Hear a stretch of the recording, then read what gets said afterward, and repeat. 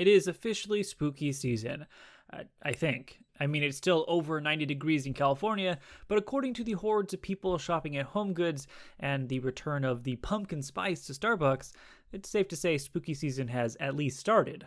Which for movie fans, that means one thing: horror movies galore. I was fortunate enough to attend the LA premiere of Barbarian, the first big horror film of the post-summer movie season, and quite possibly the best horror movie of the upcoming fall season, and just maybe the entire year. Before I begin, this is technically a non-spoiler review, but I will say that if you're a fan of horror, this is the ultimate movie to go into blind. As someone who has largely tried to avoid trailers lately, because I think we all know how much they can give away, I went into Barbarian with the bare minimum knowledge. In fact, I wasn't really even aware of who was in the movie, which made my experience so much more entertaining and a little more frightening. Will you still enjoy Barbarian if you know the premise or seen the trailer? Absolutely. But for those wanting the most pure horror movie experience, save this video and come back after watching it. Here's the basic premise to Barbarian without giving anything crucial away.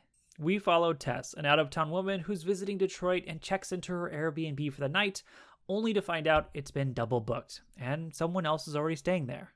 After discussing this dilemma with the stranger, who's played by Bill Skarsgård, she decides to stay the night, which might make you roll your eyes a bit, but name a horror movie that doesn't consist of a really stupid decision. Of course, nothing is as it seems, and chaos quickly ensues, but in the most unfathomable ways.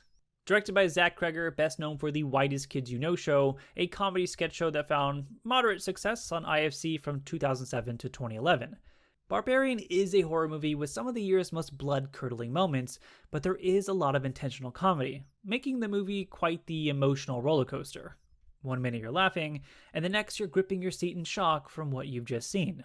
But the comedy works. It never stifles the pacing or interrupts a genuinely terrifying moment.